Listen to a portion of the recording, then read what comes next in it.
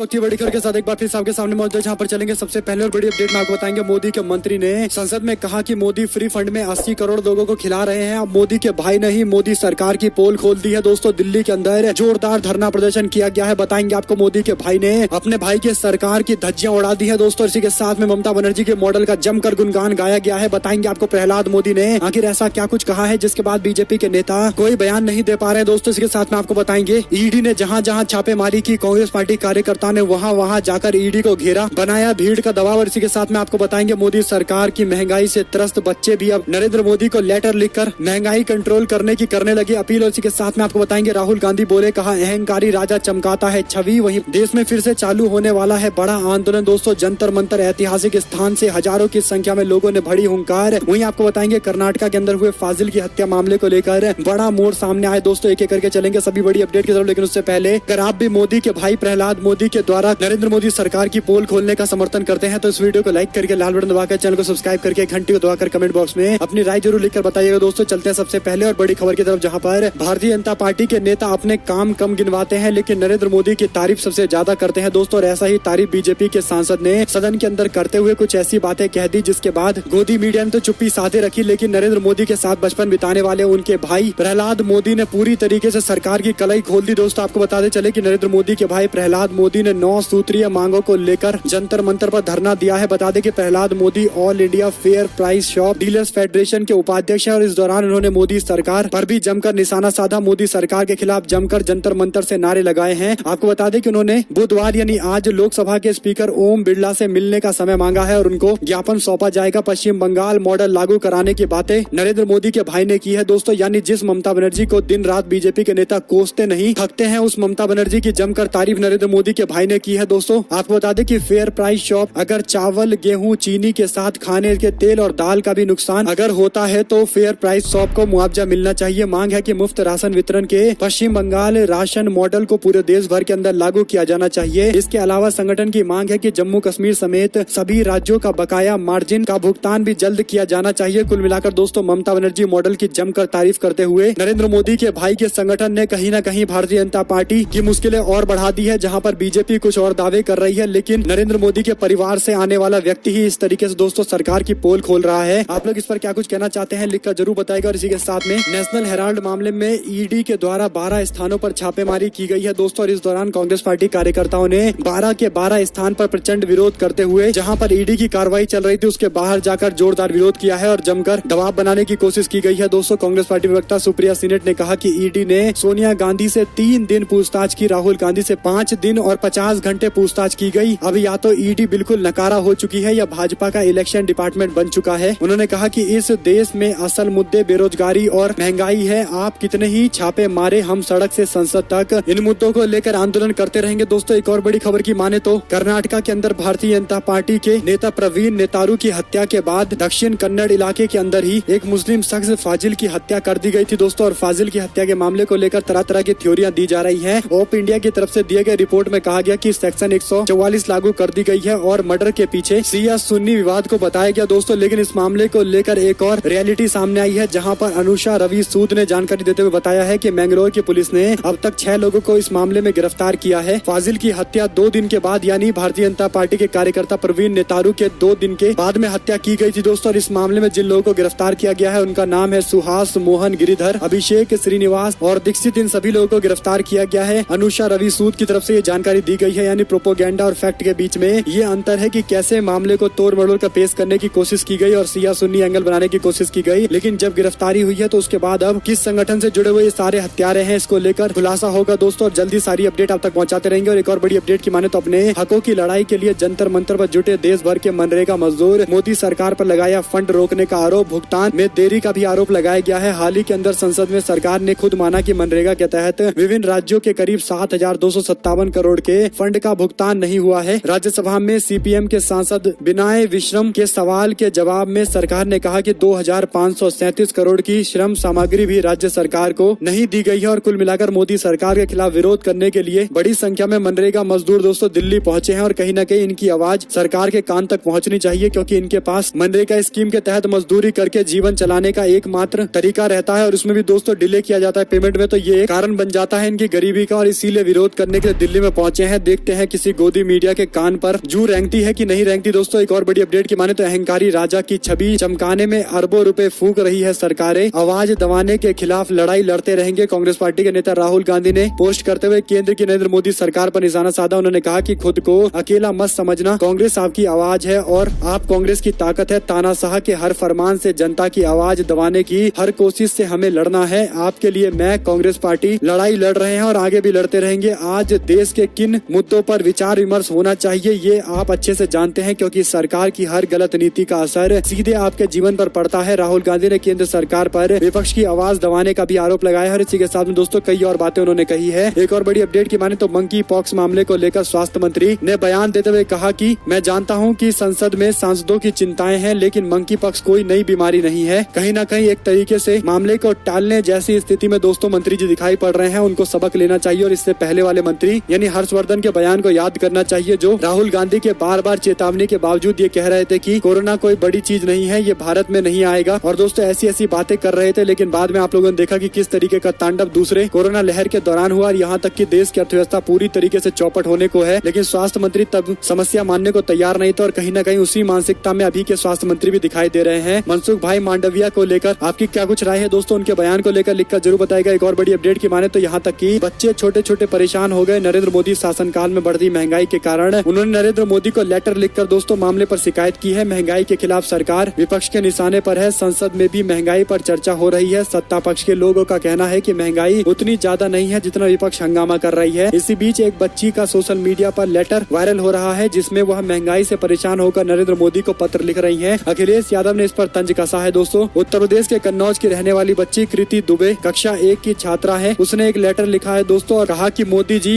आपने बहुत ज्यादा महंगाई कर दी है, यहाँ तक कि पेंसिल रबड़ की महंगाई हो गई है, मेरी मैगी के दाम भी बढ़ गए हैं। बच्ची ने ये भी लिखा है कि पेंसिल मांगने पर मम्मी मारती है और स्कूल में बच्चे पेंसिल चोरी कर लेते हैं, मैं क्या करूँ। कृति दुबे का ये पत्र सोशल मीडिया पर काफी वायरल हो रहा है। इस पर अखिलेश यादव ने अपनी प्रतिक्रिया दी है। अखिलेश यादव ने खबर को शेयर करते हुए कहा कि हम बच्चों की पढ़ाई लिखाई और खाना, बड़े लोगों उस पर तो ना था टैक्स लगाना, देश के बच्चे। यानी अखिलेश यादव ने इस तरीके से नरेंद्र मोदी सरकार पर तंज कसा है। वहीं पर दोस्तों कांग्रेस पार्टी उत्तर प्रदेश की तरफ से भी ट्वीट करते हुए कहा गया कि उत्तर प्रदेश के कन्नौज जिले की कृति दुबे नाम की बच्ची ने अपने पत्र में महंगाई के कारण हो रही कठिनाई के बारे में बताया है। देखना है कि प्रधानमंत्री बच्ची की पीड़ा को समझ पाते हैं या नहीं समझ पाते, या कोई कदम उठाते हैं या नहीं उठाते, क्योंकि महंगाई जनता से जुड़ा हुआ सीधा मामला है। इसके बावजूद दोस्तों महंगाई के मुद्दे को टालने के लिए और खासकर महंगाई के मुद्दे से ध्यान भटकाने के लिए तमाम तरीके के ड्रामे चल रहे हैं। एक और बड़ी खबर की माने तो झारखंड कैश कांड मामले को लेकर एक तस्वीर भी सामने आई है दोस्तों, जिसके बाद भारतीय जनता पार्टी के ऑपरेशन कमल को लेकर और गंभीर सवाल खड़े हो गए हैं। झारखंड के कैश कांड में भारतीय जनता पार्टी के नेता पीयूष हजारिका ने दावा किया है कि उन्होंने कहा कि मामले में एफआईआर दर्ज कराने वाले कांग्रेस पार्टी के विधायक जयमंगल सिंह ने मुख्यमंत्री हेमंत बिस्वा शर्मा से मुलाकात की थी। साथ ही उन्होंने सिंह के आरोप को भी जनाधार बताया है। सिंह ने कांग्रेस पार्टी के 3 विधायकों पर हॉर्स ट्रेडिंग में शामिल होने और झारखंड के मुख्यमंत्री हेमंत सोरेन की सरकार गिराने की साजिश में शामिल होने का आरोप लगाया है। असम के मुख्यमंत्री और उनके मंत्री की तस्वीर सोशल मीडिया पर वायरल हो रही है दोस्तों। मंत्री ने ट्वीट करते हुए कहा कि निराधार आरोप पर तथ्य साझा करते हुए झारखंड कांग्रेस विधायक जयमंगल सिंह ने झूठे आरोप लगाए हैं कि गिरफ्तार हुए तीनों विधायक उन्हें माननीय सीएम हेमंत बिस्वा शर्मा सर से मिलने के लिए मना रहे थे। उन्होंने इसके लिए कुछ तस्वीरें भी साझा की है दोस्तों। कुल मिलाकर शर्मा के करीबी मंत्री अपने नेता के बचाव में आ गए हैं और दूसरी ओर कांग्रेस पार्टी के नेता ने जो आरोप लगाए दोस्तों उन्हीं को फंसाने में जुट गए हैं। और एक और बड़ी खबर की माने तो केंद्रीय गृह मंत्री अमित शाह बोले, कहा कोविड वैक्सीनेशन ड्राइव खत्म होने के बाद सिटीजनशिप अमेंडमेंट एक्ट को लागू किया जाएगा। यानी 2019 में ही सिटीजनशिप अमेंडमेंट एक्ट CAA लागू करने की बातें की जा रही थी दोस्तों, लेकिन जोरदार प्रोटेस्ट हुआ था और उसके बाद भारतीय जनता पार्टी सरकार हिम्मत नहीं जुटा पाई सिटीजनशिप अमेंडमेंट एक्ट लागू करने की। लेकिन एक के बाद एक नए दिन आकर बीजेपी के नेता दावा करते हैं कि CAA लागू किया जाएगा, लेकिन उनको पता है कि प्रोटेस्ट कितना बड़ा होता है पूरे देश भर के अंदर और इसीलिए बीजेपी के नेता इस बार बचने की कोशिश कर रहे हैं दोस्तों। लेकिन उनको अपने कार्यकर्ताओं को भी मनाना है कि CAA बीजेपी लागू करेगी, इस तरीके से धोखे में भी रखना है। और इसीलिए अमित शाह बयान देते हुए कह रहे हैं कि जब वैक्सीन ड्राइव खत्म हो जाएगा तब CAA लेकर आएंगे। यानी CAA और वैक्सीन का क्या लिंक है किसी को पता नहीं है दोस्तों, लेकिन इसके बावजूद बीजेपी के नेता ये बयान दे रहे हैं। आप लोग इसे किस तरीके से देखते हैं लिखकर जरूर बताएगा। एक और बड़ी अपडेट की माने तो वित्त मंत्री बोली, कहा रुपया गिरा नहीं है। राहुल गांधी ने तंज कसते हुए कहा कि सरकार अहंकार से अंधी हो गई है, महंगाई कैसे दिखाई देगी, देश में महंगाई नहीं है। खैर वे महंगाई को कैसे देखेंगी, उन्होंने तो आंखों पर पट्टी बांध रखी है। संसद में मानसून सत्र के दौरान मंगलवार को महंगाई अमेरिकी डॉलर के मुकाबले रुपए की गिर रही कीमत के मामले पर चिंता जाहिर करते हुए उनसे सवाल पूछा गया था, लेकिन वित्त मंत्री कह रही हैं कि रुपया गिरा नहीं है, रुपया रुपया अपना स्वाभाविक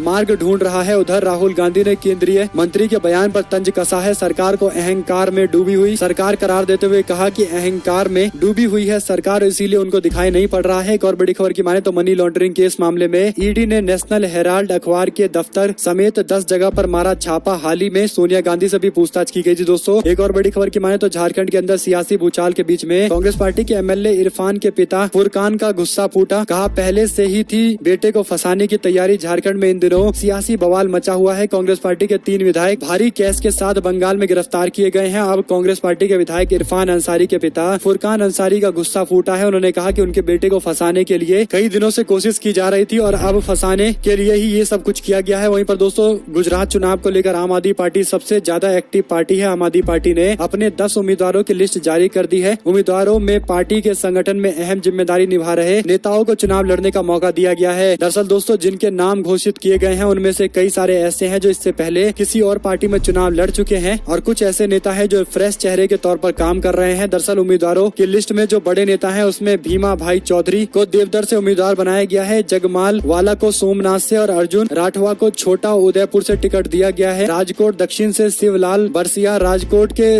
रूरल एरिया से वशराम सगाठिया को टिकट दिया गया है। दोस्तों कुल मिलाकर 10 उम्मीदवारों की घोषणा की गई है। इसी के साथ में एक और बड़ी खबर की माने तो कैश कांड से पहले असम के सीएम से मिलने पहुंचे थे एमएलए अनूप। मंत्री के दावे के बाद कांग्रेस पार्टी विधायक बोले, कहा हेमंत सोरेन को इस मामले की पूरी जानकारी थी। तो अब ये तस्वीरों को लेकर आपस में विवाद देखने को मिल रहा है। वहीं पर सपा के उम्मीदवार कीर्ति कोल का पर्चा रद्द कर दिया गया। बीजेपी प्रत्याशी की निर्विरोध जीत तय कर दी गई है। दोस्तों उत्तर प्रदेश के अंदर समाजवादी पार्टी को एमएलसी चुनाव में मंगलवार को बुरा झटका लगा जब एमएलसी उपचुनाव में समाजवादी पार्टी के प्रत्याशी कीर्ति कोल का पर्चा रद्द कर दिया गया। पर्चा रद्द होने की वजह से कीर्ति कोल की उम्र को बताया जा रहा है। दोस्तों ऐसे में भाजपा के दोनों उम्मीदवार निर्विरोध तरीके से चुनाव जीत कर आए हैं। हालांकि समाजवादी पार्टी ने इसे राजनीति से प्रेरित कदम बताया है और कहा है कि पूर्वाग्रह के तहत ऐसी चीजें की गई है। वहीं पर 2019 से 2021 के बीच में मोदी सरकार ने 81 चीनी नागरिकों को दिया भारत छोड़ने का नोटिस। 117 को डिपोर्ट किया गया है। दोस्तों यानी भारत के अंदर चीनी लोग तमाम तरीके के इलीगल एक्टिविटी कर रहे हैं और भारत सरकार केवल छोड़ने के लिए नोटिस दे रही है, कोई कड़ी कार्रवाई नहीं कर रही है, जो अपने आप में भी एक बड़ा सवाल है। एक और बड़ी खबर की माने तो यूपी के अंदर पहले मंत्रियों ने अपना इस्तीफा दिया था और अब 3 आईएएस अधिकारियों ने इस्तीफा देकर हड़कंप मचा दिया है। ब्यूरोक्रेसी के अंदर खलबली देखने को मिली है। यूपी में मंगलवार को केंद्रीय प्रतिनियुक्ति में तैनात आईएएस अधिकारी रेणुका कुमार ने इस्तीफे की जानकारी दी है और इस मामले पर उन्होंने हलचलें मचा दी है। दोस्तों रेणुका कुमार उत्तर प्रदेश कैडर के सीनियर आईएएस अधिकारियों में से एक है। इससे पहले 2 आईएएस अधिकारी ने अपना इस्तीफा दिया है। सबसे पहले विकास गोठलवाल ने अपना इस्तीफा दिया था। इसके बाद जुथिका पाटनाकर ने अपना इस्तीफा दिया था और ये तीसरा हाई प्रोफाइल इस्तीफा है। दरअसल रेणुका कुमार केंद्रीय सरकार में सचिव पद पर तैनात थी। केंद्रीय सरकार में सचिव का पद मुख्य सचिव रैंक का होता है। यूपी में वापसी के मामले पर उन्होंने अपना इस्तीफा दिया है। दोस्तों दरअसल योगी आदित्यनाथ सरकार में एक अच्छे खासे रेप्यूटेशन के लिए जाने जाते हैं रेणुका कुमार जैसे आईएएस अधिकारी और ऐसे अधिकारियों के इस्तीफे के बाद दोस्तों कई सारे सवाल लोगों के मन में जरूर दिखाई पड़ने लगे हैं। और एक और बड़ी अपडेट की माने तो ईडी सीबीआई प्रमुखों के कार्यकाल विस्तार को चुनौती देने के लिए याचिका सुप्रीम कोर्ट में दाखिल की गई है। इस मामले पर केंद्र सरकार से जवाब मांगा गया है। वहीं पर अखिलेश यादव के चाचा राम गोपाल यादव और सीएम योगी आदित्यनाथ के बीच में बीते दिन मुलाकात हुई थी दोस्तों। और मुलाकात किस बात को लेकर हुई थी, इस पर राम गोपाल यादव ने चर्चा पर जवाब देते हुए कहा कि अल्पसंख्यक और पिछड़ा वर्ग के लोगों के हितों के लिए बात करने के लिए उन्होंने मुख्यमंत्री से मुलाकात की थी। हालांकि विपक्षी नेता इस मामले को लेकर कई अलग तरीके की थ्योरियां दे रहे हैं। दोस्तों आपकी क्या कुछ राय है, लिखकर जरूर बताएगा। वहीं पर निर्मला सीतारमन ने